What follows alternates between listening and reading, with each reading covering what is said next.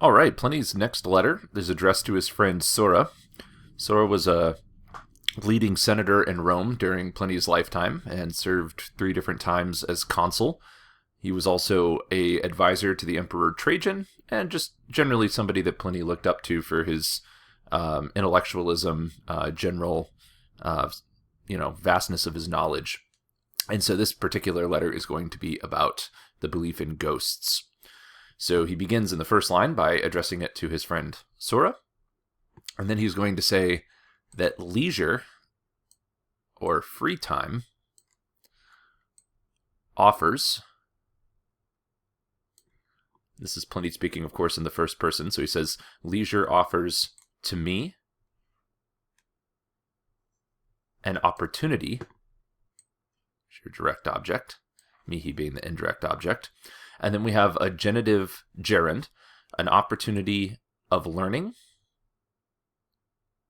And it offers to you, this is to his friend Sura, and then we'll repeat the direct object again, an opportunity of teaching.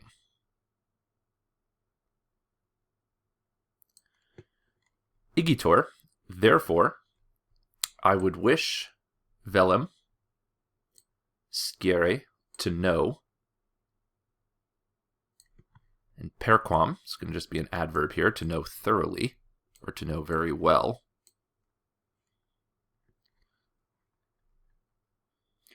To know whether you think, this is going to be present subjunctive, and the subject would be Sura, Pliny's friend. So he wishes to know whether you think, and then everything between scire and putes is your indirect question. Whether you think that ghosts, this is our accusative subject, and then esse being your main verb, whether ghosts exist, and ghosts still being the subject, have their own shape, propriram, and aliquod some numen, divine power.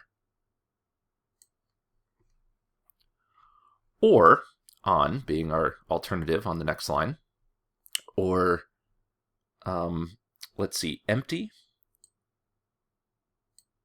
and vana can mean either vain, false, or also empty. So we could say empty and false. They receive an image from our fear.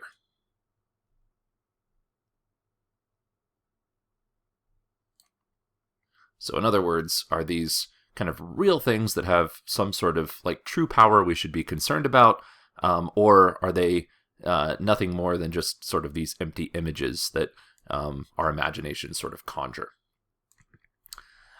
Next he'll say I, and then we're going to have a purpose clause, ut, so that I could believe, credam,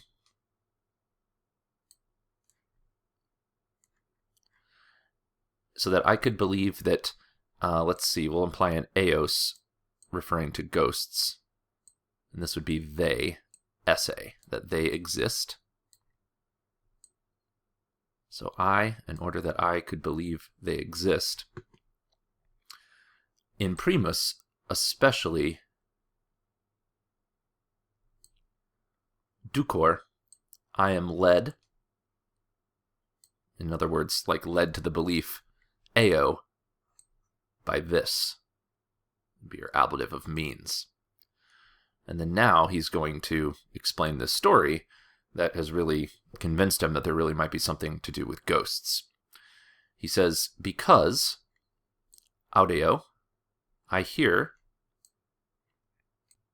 and we're just going to imply the word something, that something had happened to Curtius Rufus,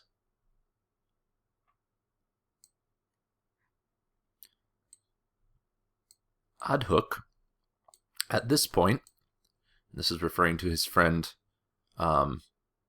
courteous, poor, and obscure. Obscure meaning like not famous. He had attached or stuck, implied himself, and then the indirect object to the one governing, and that is an indirect object. It's a substantive, dative, present active participle. So his friend Curtius is the subject of Heiserat. So he had clung himself to the one governing Africa. And then Comes is just describing the subject once more. This is sort of just in a positive, so we could say as a companion. As a companion, he had attached himself to the one governing Africa. With the day ending, or slipping away, it's an ablative absolute, he was walking about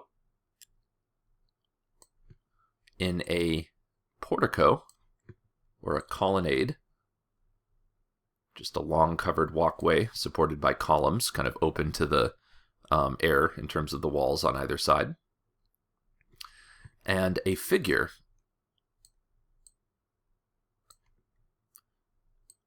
was presented to him.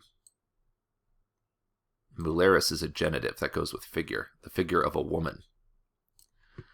And this figure, we have two comparative adjectives describing her. She's going to be grander and more beautiful. And we're going to have this ablative of comparison than a human.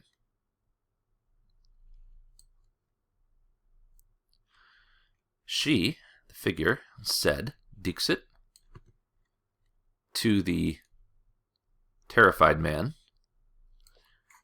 And now everything left in between is our indirect statement. She said that she,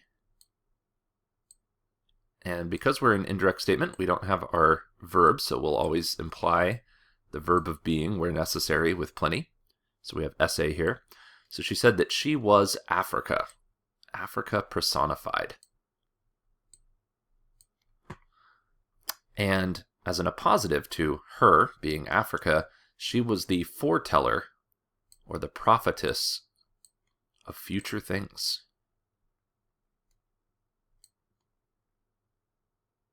Now, after the semicolon, Pliny's friend is going to have received this prophecy. So we have eum is going to be our subject of the indirect statement here, accusative subject. And then remember, we're always implying, like I said previously, the forms of sum that are necessary. So we have inturum esse, that he would go. Ad Romam, will imply the ad to Rome, accusative place to which. And gestorum, he would bear honors. In other words, like receive honors, do great things worthy of honors. And with the greatest imperium,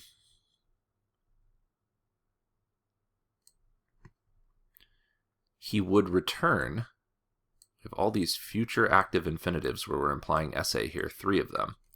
And he would return into the same province, probably referring to whatever province that he's currently in Africa. And ibi, there, maturum esse, one final, 4th and final future active infinitive, he would die. All right. Not too bad for an opening passage of one of Pliny's letters, certainly easier than the ones about Pompeii and Vesuvius. So that was a relatively short one. Take it from the top one more time while it's fresh, and it'll be much, much easier to do in class and then in future assessments. And we will pick up with this story tomorrow.